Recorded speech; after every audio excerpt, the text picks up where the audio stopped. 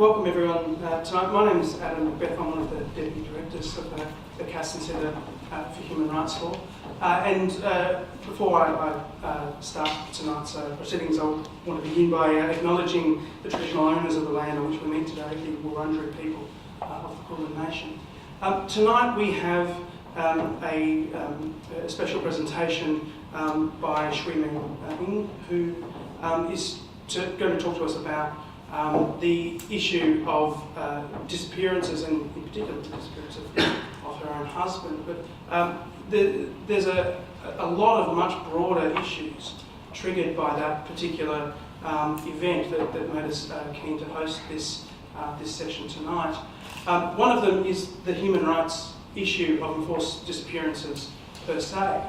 As many of you may know, the Convention on the Elimination of Enforced Disappearances is one of the core human rights treaties that make up the international system, but it's one of only two that Australia hasn't ratified.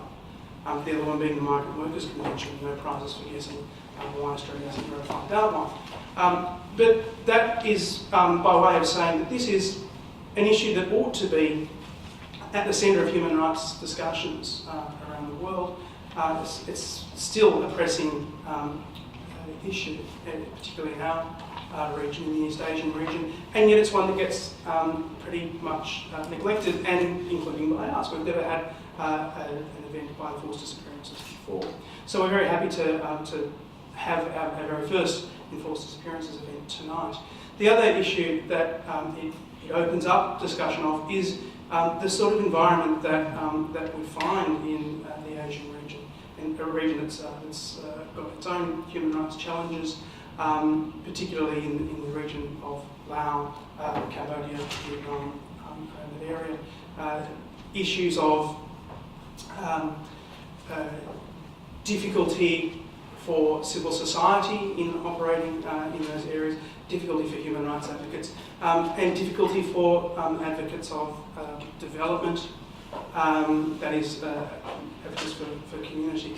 And at the same time, all sorts of land grabs and crackdowns of anyone in dissent. So it's a very difficult environment in which to operate. It's also, in many countries, an area of rapid change.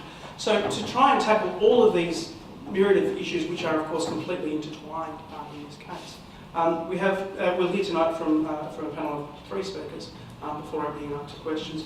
First we'll have Andrew Nettie, who's sitting in the centre of the table here. He's one of the organisers of Shui Meng's visit to Australia. He will start by introducing Shui Meng and setting some context for the situation of Laos. Following that we have Shui Meng herself speaking on the disappearance of her husband, Sombath Somphone.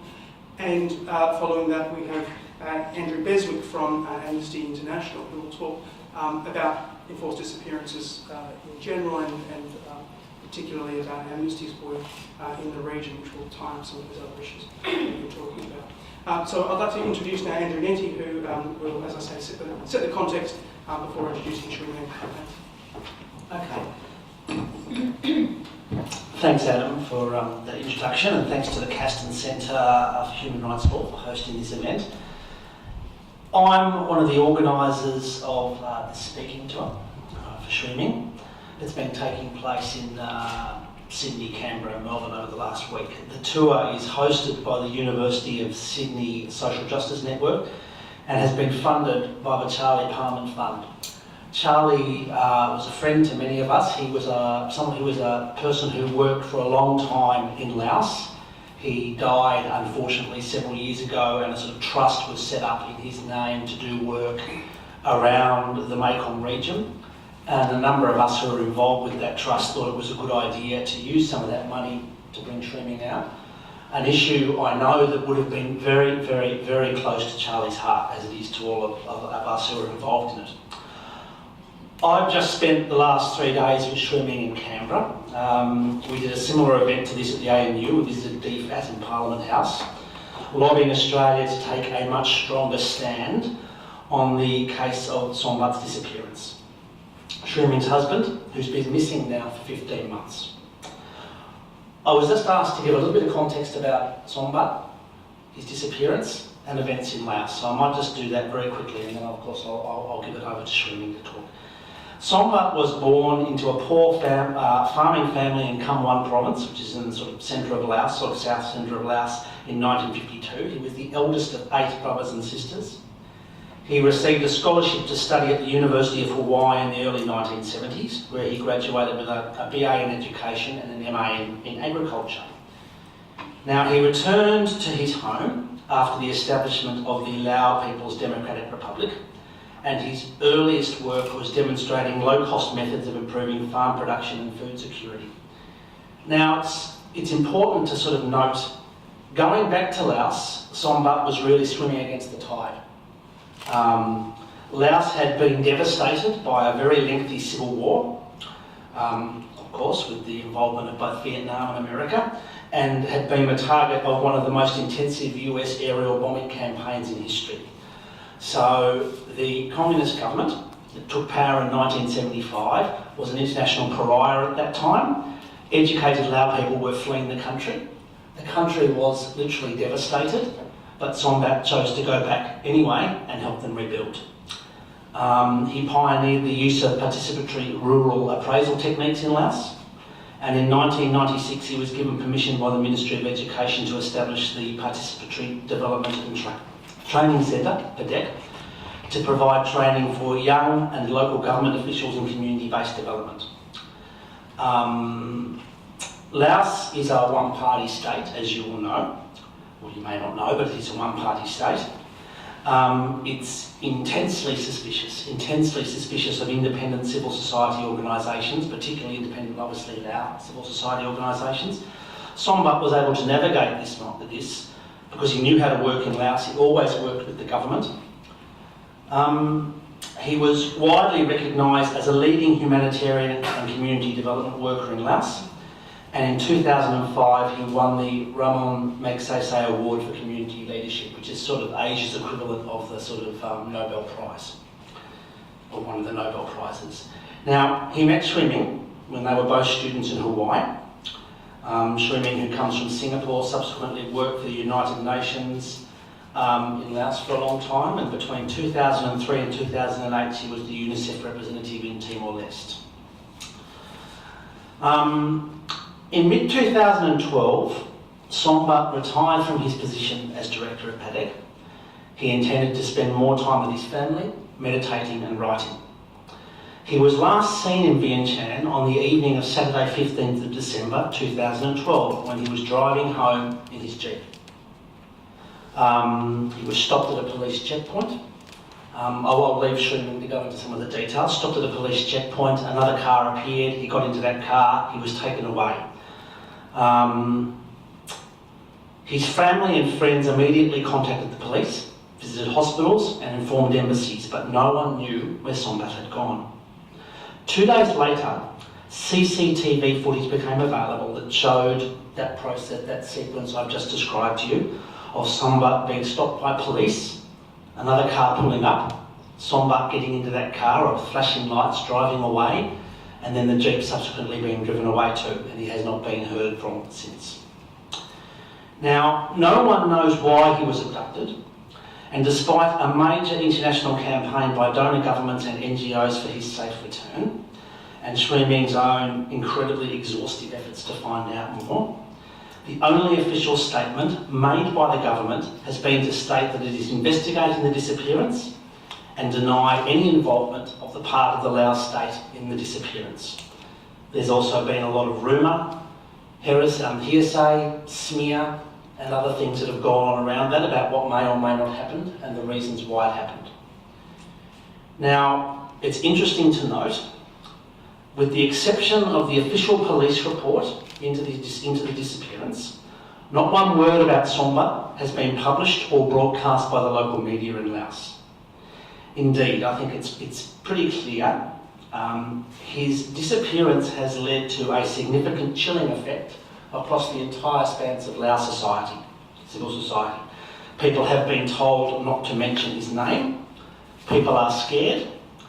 People believe, perhaps rightly, that if Sombat can be disappeared, no one in Laos is safe.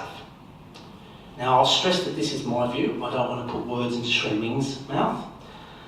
The Lao government's statement repeatedly to any diplomat that asks, including Australian diplomats, and many have, is that it is investigating the disappearance, has no new information about the individuals responsible for the act or Sombat's whereabouts. They've also, as I say, thrown around smear and innuendo about what might have happened. Now, it's my opinion that that lacks absolutely any credibility at all. As I said, Laos is a one-party state.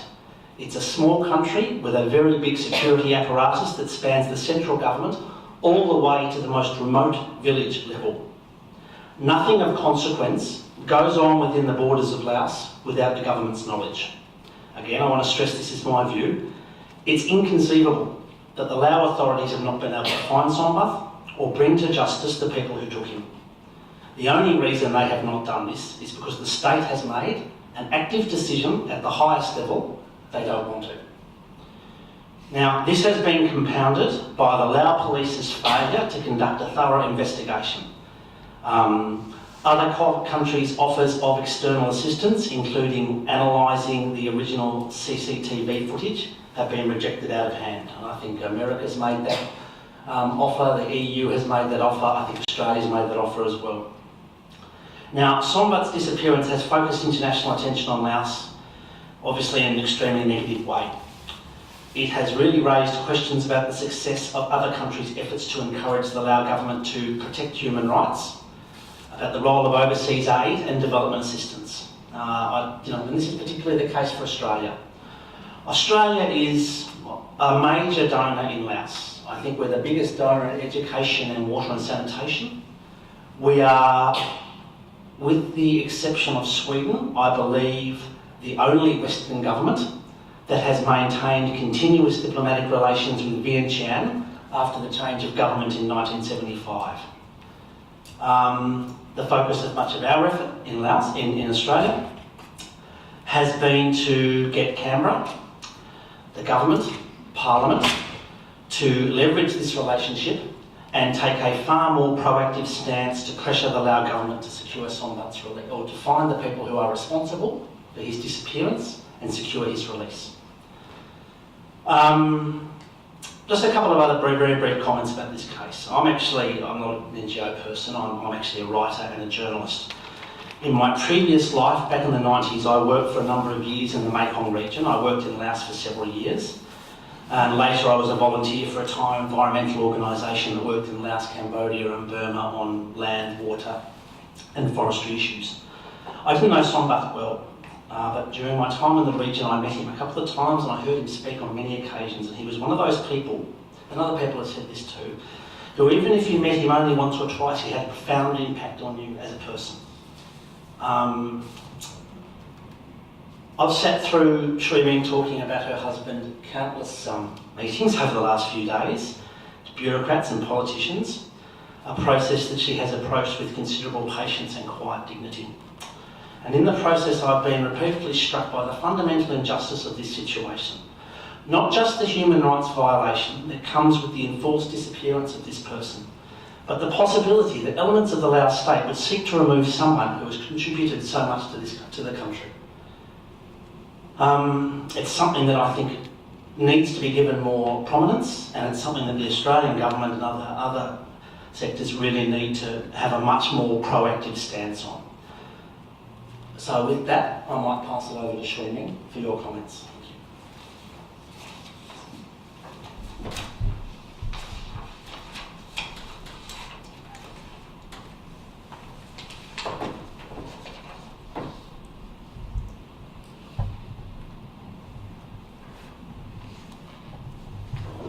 Thank you and good evening, everybody. And thank you to the Castan School of Law, for Human Rights Law, for hosting the event tonight. It's been an exhausting week for me, but I am thankful for the interest of all the people who have expressed to know more about Sombath's case and learn more about his disappearance. I particularly would like to acknowledge the contribution of the Charlie Palman Memorial Fund. Charlie Palman is a dear, dear friend of Sombat.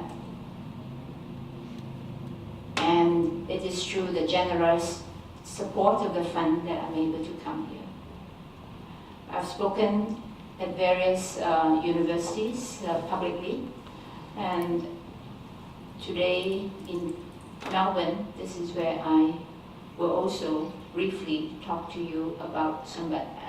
Andrew has already introduced briefly about Sombat. I'm here for two reasons. I'm here to visit my family. I have relatives here, so I use the opportunity also of being in Australia to address interested audience about the case, but also to advocate support from the Australian government and also the good people of Australia to do what they can to help me find Sombat. As Andrew has said,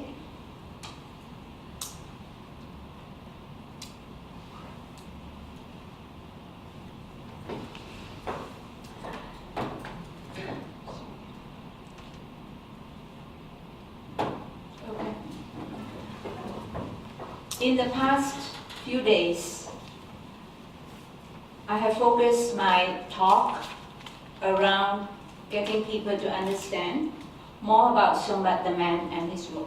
As Andrew has in his introduction said, Sombat, like so many Laotians, is a child of the soil. He's a farmer's son, and he grew up poor. He experienced war. He also experienced what it is to struggle for a living as a farmer. So he is very, very knowledgeable, as well as he understands the struggle of common farmers. He's not idealistic. He knows it is important to develop the country, and he supported the government to develop the country. He also experienced war. He was born in 1952. So as a child, he grew up during the so-called Vietnam War. In Laos, it was a secret war. And as a child, he was refugee for a while, for about a year, where his family had to live in Thailand to escape the fighting going on in his village. So this had influenced his life.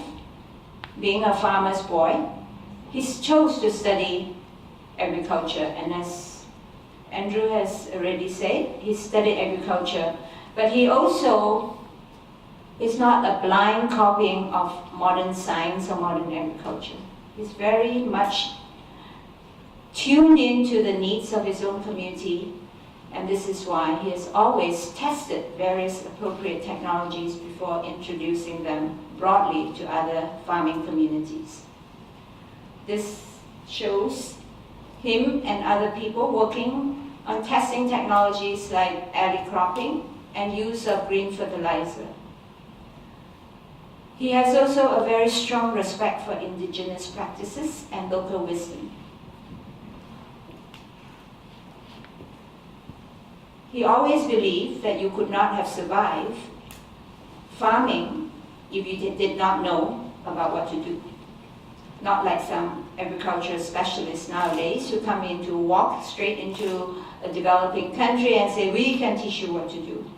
Sombat never did that. He always try and learn and listen first. And that has always been the way he works with other people. He's a listener. He doesn't talk very much, he listens first. In the early years of his work, he focused on agriculture, but later he started working across different segments of the population, knowing very well, very segmented sectoral work is very limiting. You can't change the entire society. And as he worked, he became more and more interested in working with young people. The reason he was very much interested in working with young people is that because he believes, and through his own experience working with young people, he believed that the young are more receptive to changing ideas and changing ways of doing things. And that's why, as after he founded the Participatory Development Training Center, a lot of his work has focused on education and youth development. Sambat has, through his life, always been open to new ideas and influences. When he was a student, when we were students at the University of Hawaii, when the war was winding down, but nonetheless, as students, he participated in the days of moving, trying to work for peace, and he knew how devastating the war was. Among the friends we had were Quakers. The Quakers are known for their pacifism, nonviolence, and social justice. So he was very much influenced by that approach. Enough war, he says. Enough war, enough bloodshed. How do we rebuild our devastated society through peace? Irrespective of which side of the political fence you may be during the war. So he always said, enough of fighting, enough of violence. Let's rebuild the country using peaceful means and also promoting of social justice. Laos is a Buddhist country where the majority of the people are Buddhists. And Sambat was very, of course, influenced from young with Buddhist teachings. But he always said he's not a Buddhist scholar.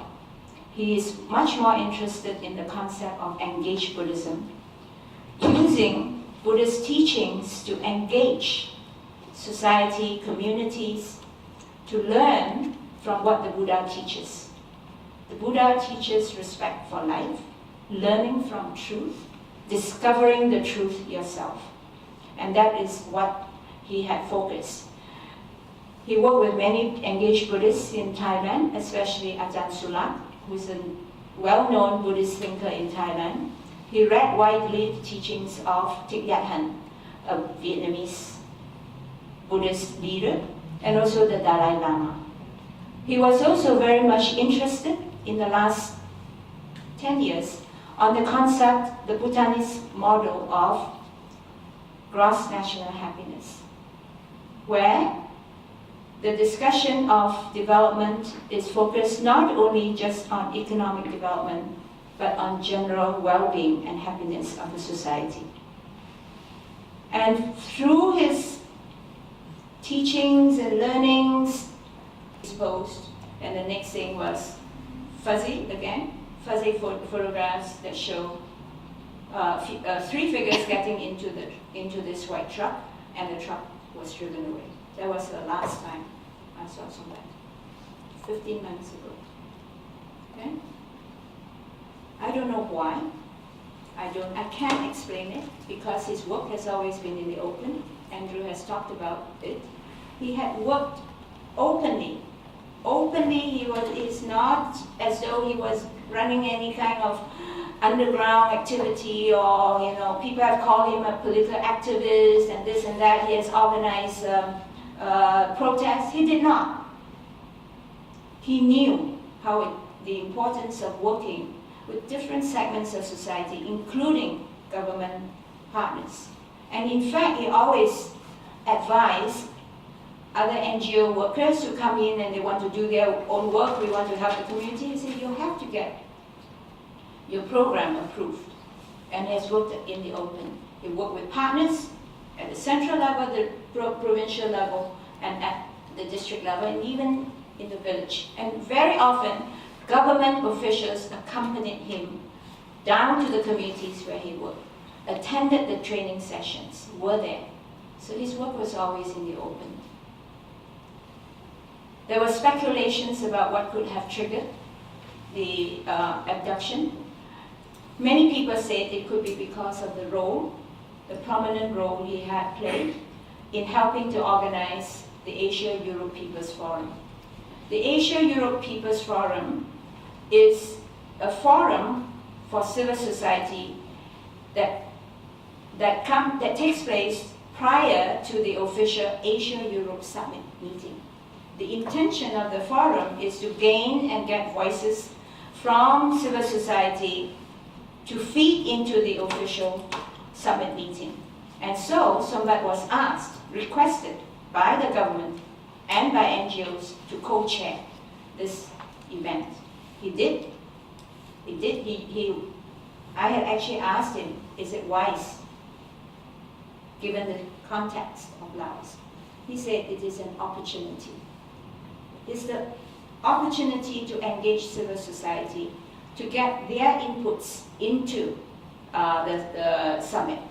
And as part of the preparation, there were consultations with different groups across the country, with different age group segments, and this is a photograph where the issues on, what are your challenges, what are development challenges you face, what are your aspirations, and there was a very hands-on participatory workshop process where he got a lot of the inputs from different segments of Laos society. This photograph actually shows the closing ceremony of the Asia-Europe People's Forum, in which this man here is the Vice Minister for Foreign Affairs, who actually thanked Sombath profusely for organizing. So people say it could be due to his role. I don't know, because the government hasn't told me. But what is what was devastating actually was, at the forum itself, there were issues, some sensitive issues were raised. Issues related to land, issues related to water. Sombath, being the organizer, actually wasn't a speaker in any of this forum. But at the forum itself, we saw a very large security presence of plainclothes security officers attending, taking photographs, taking notes. Soon after that, one of the key organizers and representatives of Helvetas, which is a Swiss-based international NGO organization, who sponsored some of the participants from the villages to come attend the conference. And her villagers who came up spoke about issues of land grabbing, spoke about how their land was misappropriated. When the villagers returned to the home village, they were harassed. And Anne-Sophie Jindos tried to raise the issue with key government officials to stop the harassment. Soon after that, on December 7, Anne-Sophie Jindos was expelled from the country. At that time, Sombath and I were not even in the country. We were in Myanmar. We got back to Vientiane on the 10th of December. Sombath was abducted on the 15th of December. The government has stated in their official statements that the state is not responsible. Okay? For as far as I'm concerned, I don't care who has taken him. It's the state responsibility to go after the perpetrators. If the state says that Sombath could have been kidnapped, go after the kidnappers. Return Sombath safely. That is what I and the family want. Andrew has already talked about the aftermath and the impact on Laos civil society. There's a wall of silence and there's great fear among civil society groups. From a personal perspective, the last 15 months have been very, very difficult. Disappearances is one of the most major human rights violation. In fact, people who work in this area call it the mother of human rights violation. If a person has been killed, the person dies once. A disappeared person, for the family, dies every day. I don't want this kind of things to happen to anybody. Nobody should ever be disappeared. Because we are all left to live in agony, live with uncertainty. Many people ask me, well, Laos have been a signatory of many human rights conventions. And indeed, Laos is one of the earliest signatories of the UN Convention Against Enforced Disappearance. So I'm here urging the good people of Australia, urging the Australian government with good relations in Laos to please support the Find Sombat campaign. Don't let Sombat disappear, really disappear. We need him to come home. For those of you who this may be new to you, a website has been established for anyone, all information about this, about Sombat's work, about what happened, and all the press reports have been posted on this website. It's on the website www.sombat.org. Visit the website and support the campaign. Thank you.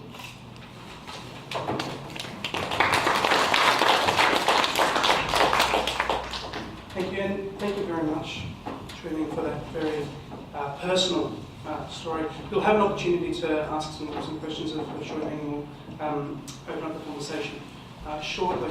Before we do that, we wanted to take this very specific story and put it in a broader context of what's happening in human rights in the region more broadly. And so to that end, we've invited along Andrew Beswick, who is the Director of Community Engagement and Media Relations with Amnesty International Australia.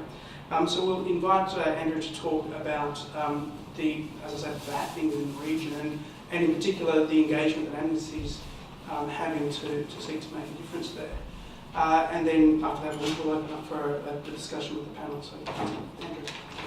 Thanks, Adam, and thank you, Andrew, for organising this evening, and of course my respects to Shui Ming for the fantastic, journey that you're on. I also want to acknowledge the traditional owners of this country. This has and always will be Aboriginal land.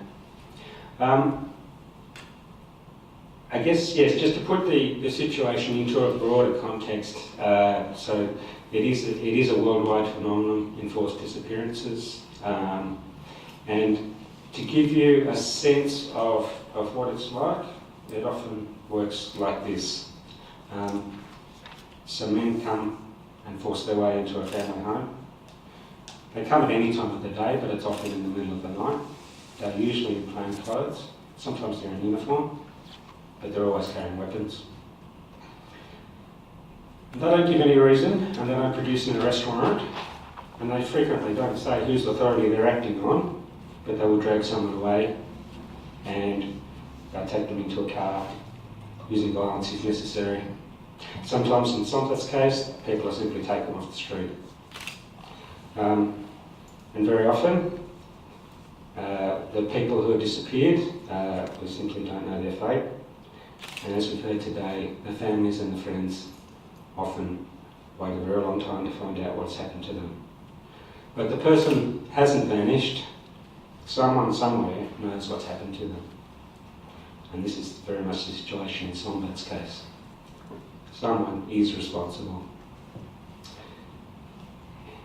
It's a particularly cruel human rights violation because, as Shui Ming's talked about, it's a violation not just of the person who has been disappeared, but also of their family and their friends. For the person themselves, they often live in constant fear for their life while they are in detention, at the mercy of their captors. And it's a continuing violation that can persist for many years. And as we heard earlier, it's not, for that reason, it's not just a one-off situation. And if they are eventually released, they quite often suffer the consequences for a long time afterwards, in terms of the impact on their physical and mental health. Adam talked about the convention, which is the legal, the international law enforcement mechanism for enforced disappearances. In our region, Asia Pacific, only 4 countries have actually signed up to the convention. And unfortunately, Australia is not one of those. There is a UN working group on enforced disappearances, which meets several times a year. When they last published a report in 2012, some of the countries that were mentioned, a high number of outstanding cases of disappearance in Sri Lanka. There was 5,676 recorded cases in Sri Lanka still outstanding. In the Philippines, there was 626. I can run through them all, but you'll see that 458 in Nepal, 428 in Timor still outstanding. There are many, many cases around the world. And in fact, when the working group last met, just last month, they examined another 600 cases in places such as Bangladesh, North Korea, Laos, Pakistan, Sri Lanka and Thailand. In Sri Lanka, since the civil war ended in May 2009, there has been a focus of efforts to ensure that there is international justice for the many people who were disappeared there during that time. And in fact, disappearances continue to take place in Sri Lanka. Amnesty International documented over 20 cases that took place in 2012, and one as recently as February 2012, which was a situation where a Tamil businessman was just 2 days before he was due to go to the Supreme Court to take forward a complaint about arbitrary arrest by the police, and then he was disappeared as a result of that pending court appearance, and he hasn't been seen since. And now we have a situation where people in Sri Lanka who are protesting disappearances are again subject to violence and intimidation. The last Human Rights Day in December, a group of about 25 people were attacked when they were trying to hold vigil in support of people who had been disappeared and whose cases have not been investigated. So Amnesty International, along with the rest of the international community, is pushing to ensure that there is justice for those cases in Sri Lanka. In Indonesia, the military has a long case of enforced disappearances, and not just in the Suharto era, but in the post-Suharto era, in the conflicts in Aceh, in Timor, in Papua. The cases are not as great in number now as they were then, but we do still continue to see cases where people are being detained without notice. Indonesia did sign the convention in September 2010, but we know that cases continue to take place.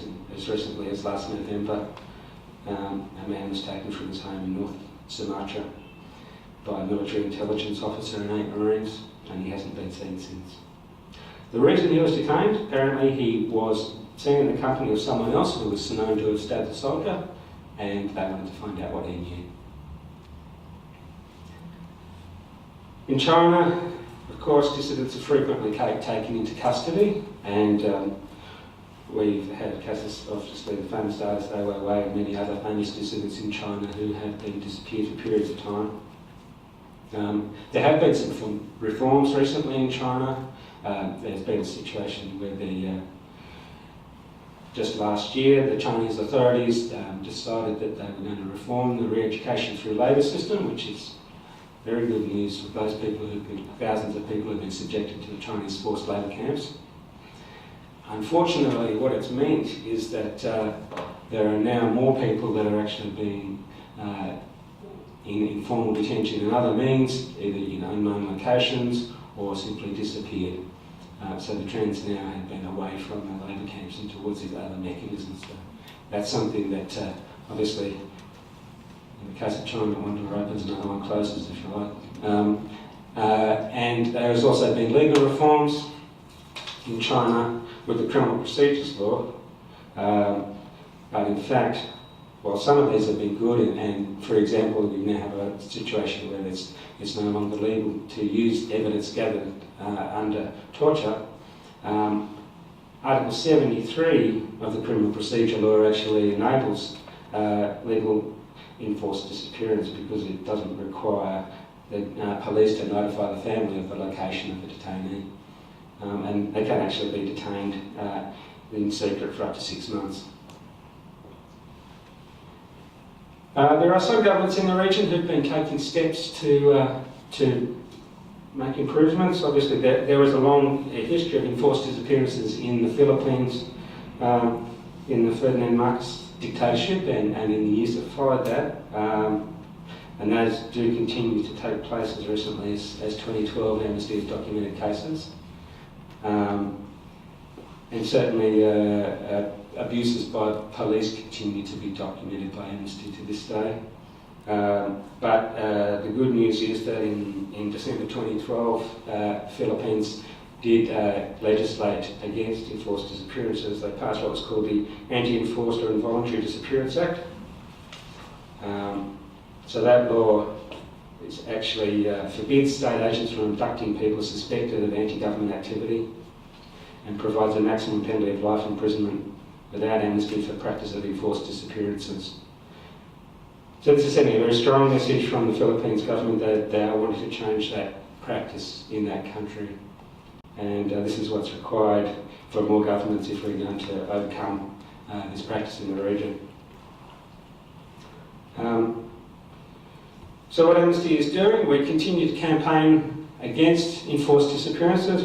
We on every 30th of August, which is the International Day of Disappeared, Amnesty activists around the world take action in support of, in particular, people who have been disappeared and in solidarity with their relatives. In Sombat's case, we did issue an urgent action at the time of his detention, and there was another one at the 12th-month anniversary last December. So our people who have been writing letters to the authorities continue to do that. We've also created an online action. If you go to the Amnesty International Australia website, amnesty.org.au, and search for Sombath, you will find current urgent action on his case, where you can send a letter to the Lao authorities.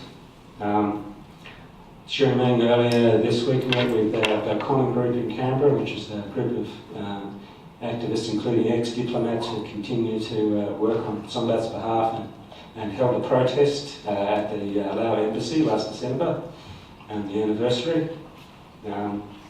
And with our dealings with governments, including the Australian government and the Lao government, we continue to press home to ensure that those questions about where is Sombath and can you please find him are continued to be brought to the attention of diplomats. I guess just on a final note, I also want to mention that we do have success in disappearance cases.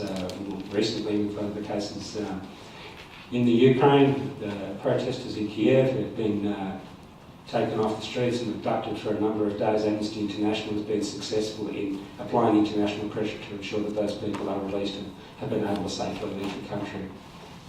So I know it does sound bleak, but a lot of the time we have been able to achieve real change, and we continue to work for cases such as Sombath and to keep that pressure up.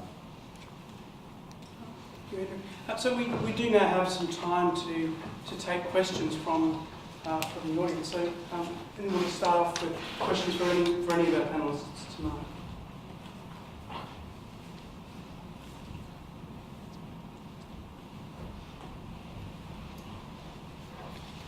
Yes, thank you. What can ordinary Australians do to help? So what can ordinary Australians do to help us? Shireen, Andrew? Well, Andrew just mentioned that there's the Amnesty International campaign on Sombath's disappearance. You can support that. I think it's also, another thing that people can do is to write directly to the Lao government. I can provide an address of people that you can potentially write to if you're interested in doing that. Is another thing that people can do. Also, you could write to Julie Bishop, the Foreign Minister, and urge that the government take a stronger stance on Sombath's disappearance. Just to add to that, I think anybody who is able to be in touch with their local MP, it's quite often valuable for ministers such as Julie Bishop to hear from local and any backbencher about what their constituents are concerned about. Further questions?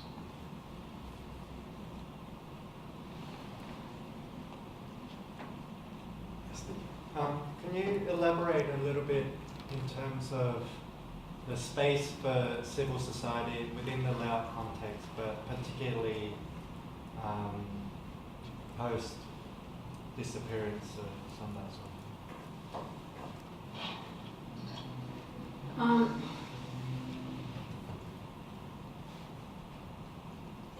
Civil society space in Laos has always been very limited.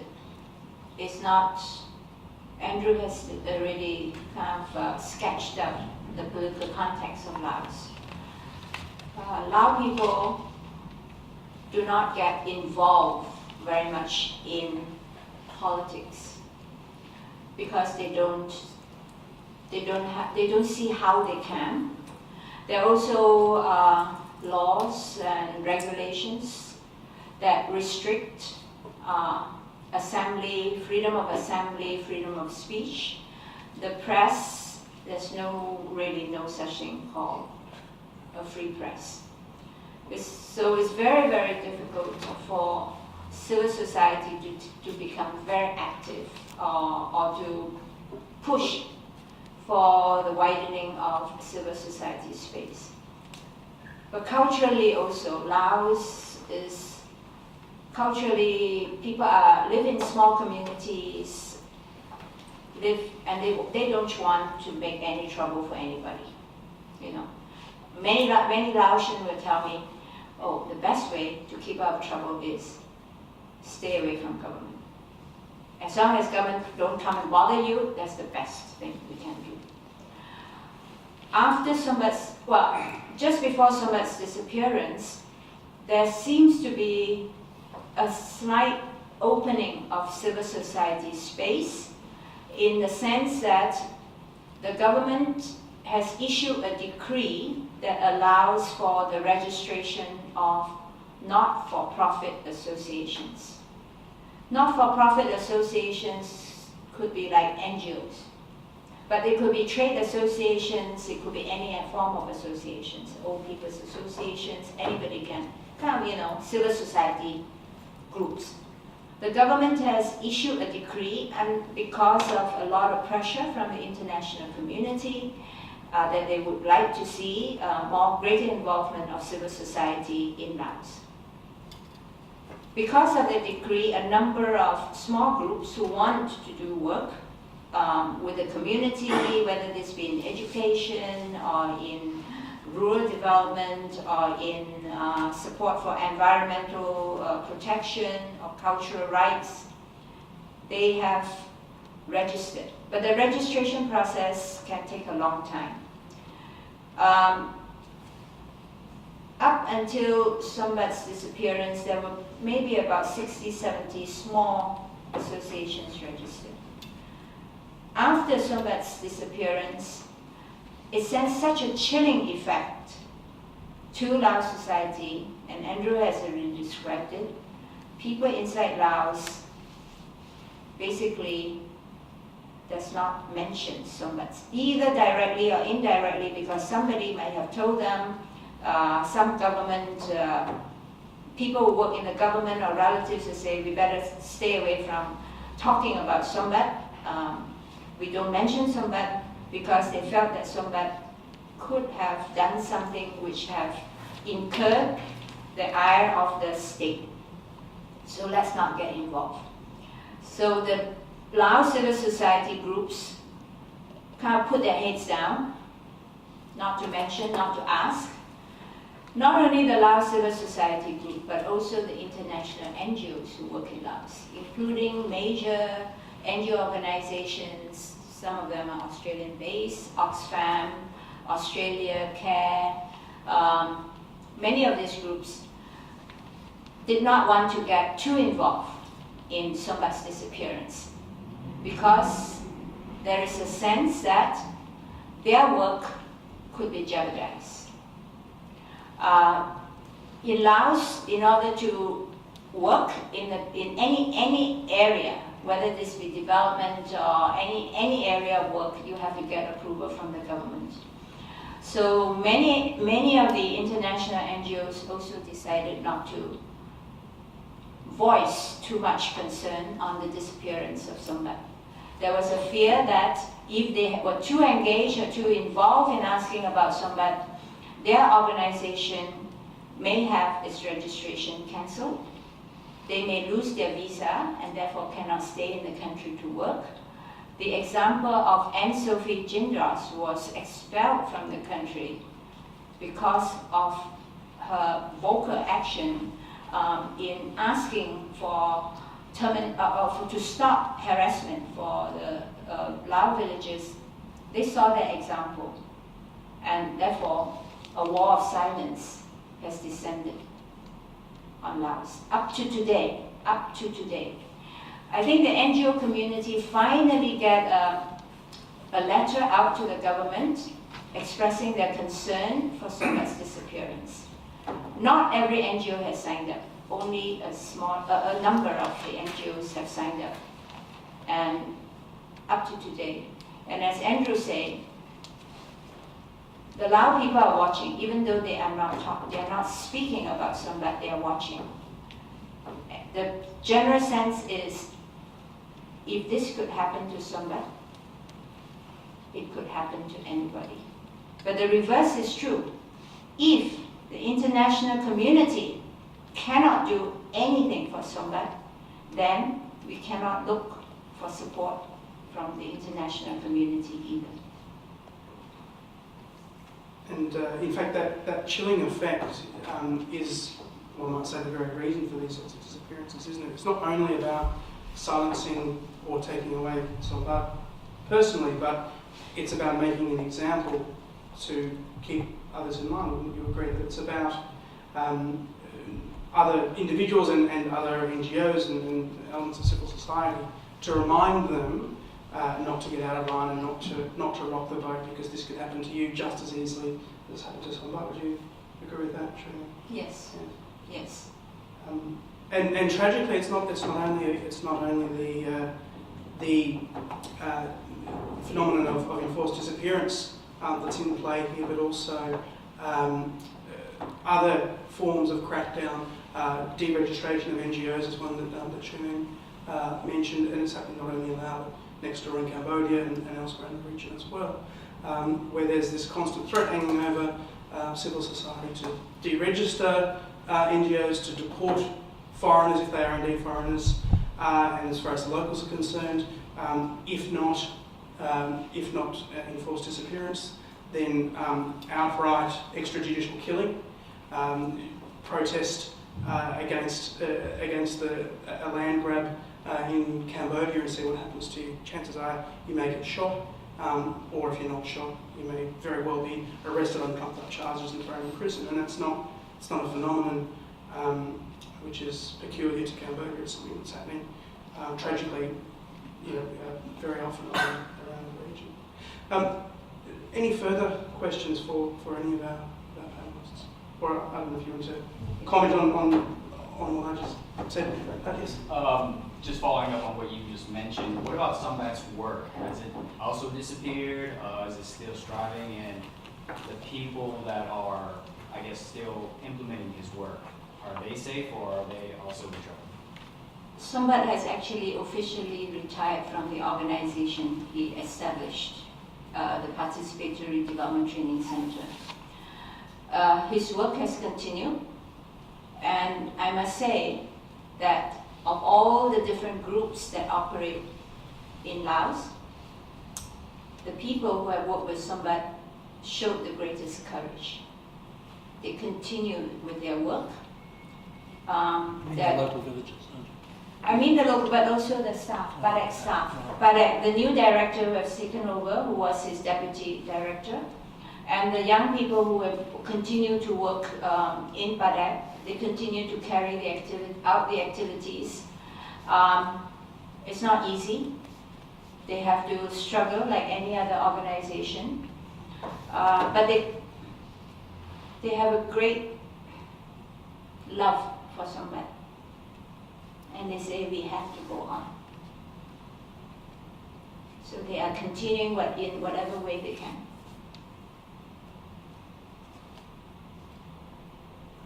I might ask another question, if I may. Some of the first question we had was, what can ordinary Australians do?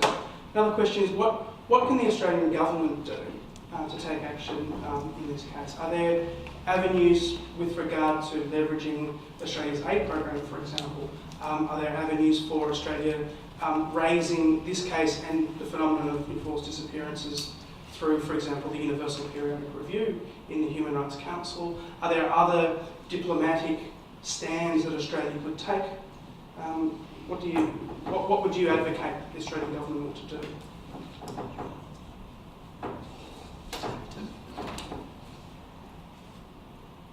I'm not Australian. I don't know what to tell your government to do or not to do. I have come here basically to talk to people, and including the representatives, so that they understand the case a little bit better. And I have stressed in my discussions that Australia is a valued ally of Laos. Australia provides a lot of development assistance to the country, but also it has a lot of investments, especially in the mining sector. Australia regards Laos as an important ally, a trading partner, but Laos depends a lot also on Australia. Australian government provides a lot of scholarships to Lao students to study here, including Lao government officials to study here. Now, whether the government can use that leverage a little bit better on the case of Sombat, but also on broader human rights issues, because your government has a very strong statement related to human rights in your mission and vision statement in your corporation. I only ask that the Australian government please do not let Sombat's case go away. It has to be still an important issue for diplomatic relations and for bilateral relations. How they do it, I don't know. I'm not a diplomat.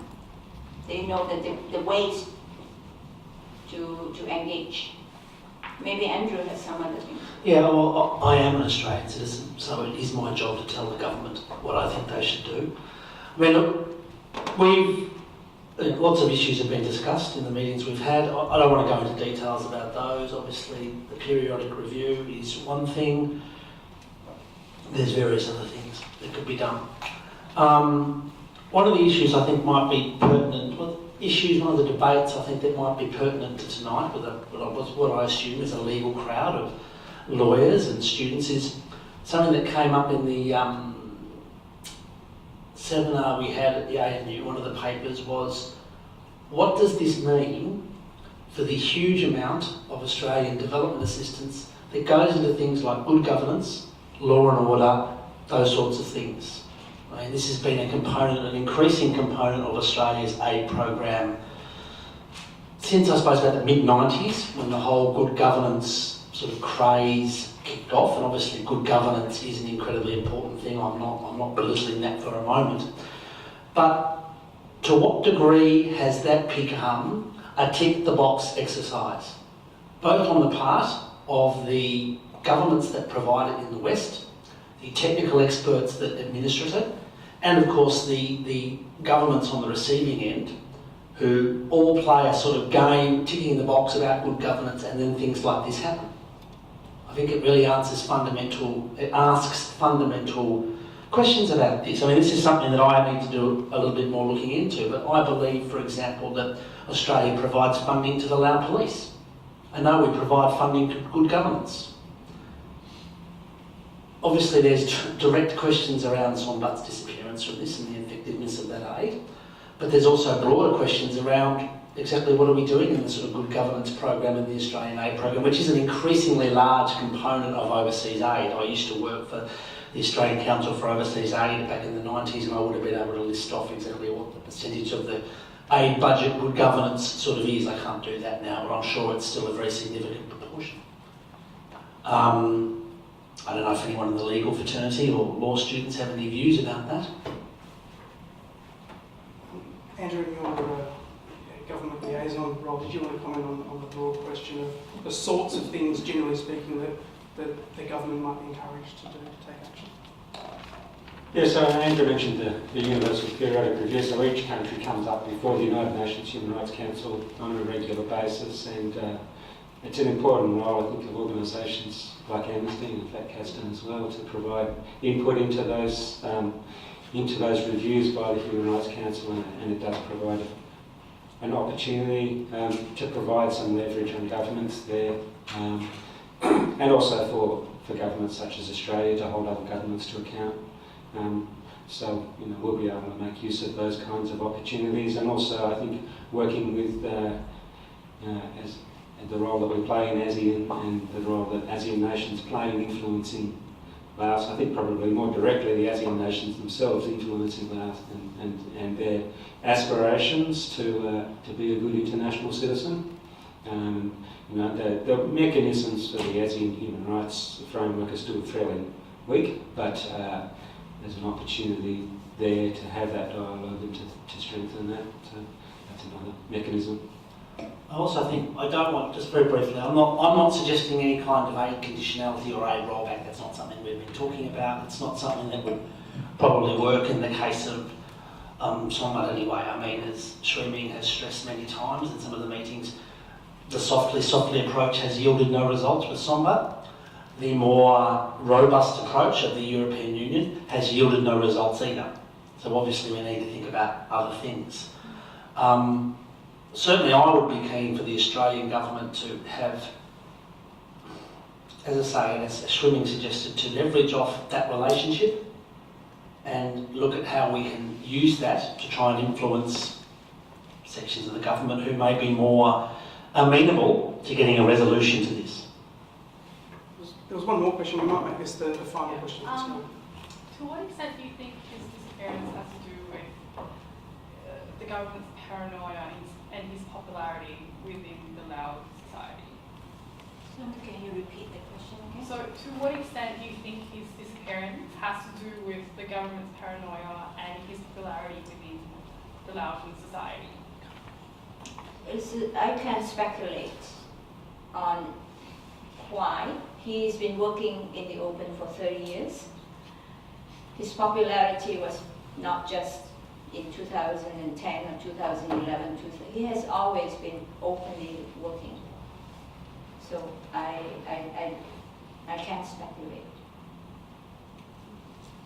Well, on that note, I think we might bring proceedings to a close. So I want to thank, in particular, Sri Ming for giving what must be a very difficult personal tale for her, and to thank her in particular for putting a human face, a human story to what would otherwise be a broad, abstract discussion of yet another pressing human rights issue. So it's good to be reminded that there are individuals who are at the centre of each and every one of these thousands and thousands of cases that Andrew Beswick mentioned.